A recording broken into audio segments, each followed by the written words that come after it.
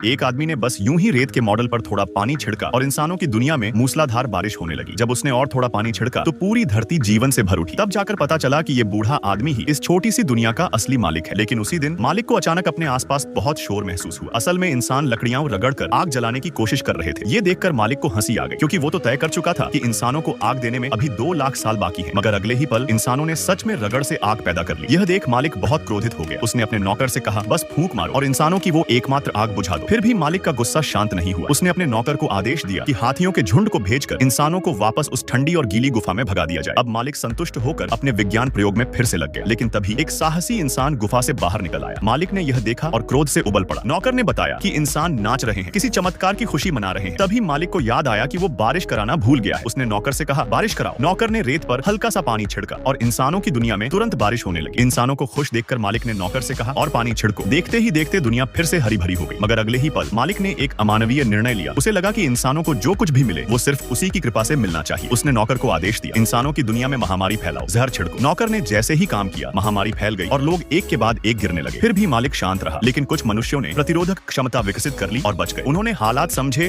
और तुरंत घुटनों के बल गिरकर मालिक से प्रार्थना की। वह नाचने भी लगे, समर्पण दिखाने के लिए। यह देखकर मालिक बहुत प्रसन्न हुआ और आराम से दोपहर की नींद में चला गया। लेकिन जब वह सिर्फ 5 मिनट बाद जागा तो इंसानों की दुनिया पूरी तरह बदल चुकी थी। 2 मिलियन 20 लाख साल बीत चुके थे। कभी जो जमीन पर रेंगते थे और उससे मिन्नतें करते थे, वो अब ऊंची ऊंची आधुनिक इमारतों में रहने लगे थे। मालिक ये देखकर इतना क्रोधित हुआ कि बेहोश होते होते बचा। इंसानों को ये याद दिलाने के लिए कि असली मालिक कौन है, उसने शहर की सबसे ऊंची इमारत की ओर इशारा किया और कहा, ये मेरी नजर में बाधा है। नौकर ने बिना कुछ कहे एक माचिस की तीली जलाई और इमारत पर फेंक दी। देखते ही देखते पूरी इमारत आग की लपटों में घिर गई। मगर मालिक को लगा आग पर्याप्त नहीं है। उसने एक घातक भवंडर विकृत हवा छोड़ा। एक विशाल मशरूम बादल उठ खड़ा हुआ। मालिक नाचने लगा और उसने आग के पास खड़े होकर खुद को सेंका भी। जब इंसान आग से बचने के लिए इमारतों की छतों पर पहुंच गए, मालिक ने सोचा, अगर अब मैं 2 विमान भी गिरा दूं तो बेहतर होगा। लोग डर के मारे प्रार्थना करने लगे। नौकर ने सुझाव दिया, अगर अब आप बारिश कर दें तो ये लोग आपको देवता समझकर पूजेंगे। मगर मालिक ने कुछ नहीं सुना, क्योंकि उसने देखा कि इंसानों ने तो फायर ब्रिगेड भेज दी थी बचाव के लिए। यह देखकर मालिक का क्रोध और बढ़ गया। उसे लगा, ये धरती, ये इंसान सब उसी की रचना है। कोई उसकी इच्छा के विरुद्ध कैसे जा सकता है। और फिर उसने एक और शक्तिशाली बवंडर छोड़ा। सारा शहर कुछ ही पलों में नरक बन गया। अब मालिक ने चैन की सांस ली और नौकर से कहा, जाओ मेरे लिए एक टोस्ट रोटी ले आओ ताकि मैं चलते वक्त खा सकूं।